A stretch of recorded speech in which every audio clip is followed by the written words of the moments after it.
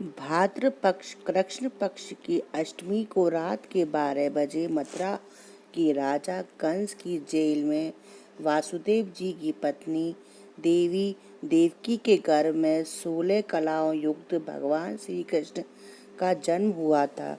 इस तिथि को रोहिणी नक्षत्र में विशेष महत्व है। इस दिन देश के समस्त मंदिरों का श्रृंगार किया जाता है। कृष्ण अवतार के उपलक्ष्य झांकियां सजाई जाती हैं। भगवान कृष्ण का श्रृंगार करके झूला सजाया जाता है। स्त्री पुरुष रात को 12 बजे तक व्रत रखते हैं।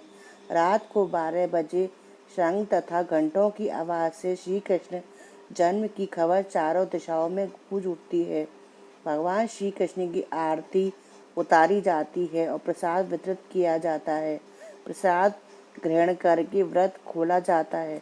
प्रस्तुत है आपके सामने जन्माष्टमी की व्रत कथा।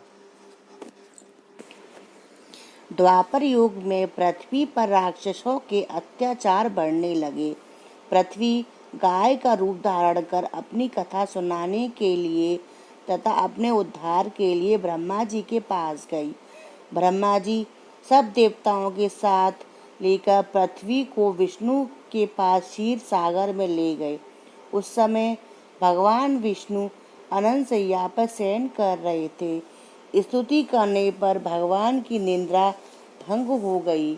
भगवान ने ब्रह्मा व सब देवताओं को देखकर उनके आने का कारण पूछा तो पृथ्वी बोली, भगवान मैं पाप के बोझ से दबी जा रही हूँ, मेरा उद्धार कीजिए। यह सुनकर विष्णु बोले, मैं ब्रजमंडल में वासुदेव की पत्नी देवकी के गर्भ में जन्म लूंगा। तुम सब देवगण ब्रज भूमि में जाकर यादव वंश में अपना शरीर धारण करो। इतना कहकर भगवान अंतर ध्यान हो गए। इसके पश्चात देवता ब्रजमंडल में आकर युद्धकुल में नंद यशोदा तथा गोप गोपियों के रूप में पैदा हुए। द्वापर युग में अंत में मथुरा में उग्रसेन राजा राज करते थे। उग्रसेन के पुत्र का नाम कंस था।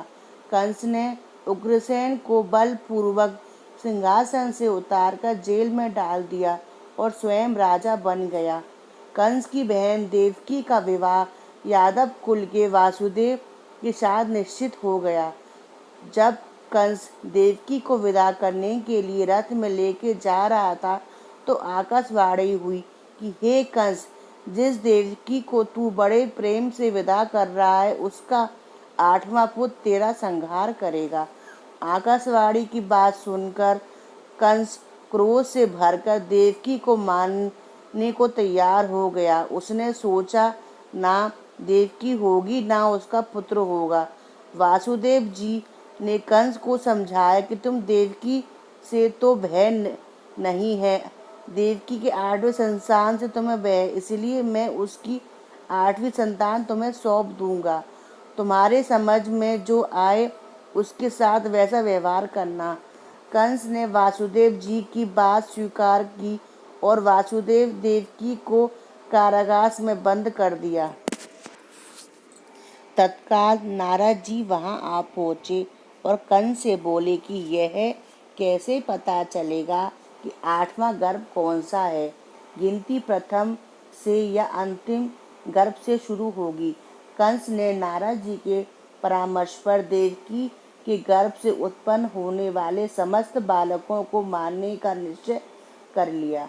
इस प्रकार एक एक करके कंस ने देवकी के 7 बालकों को बड़े ही निर्दयता से मार डाला।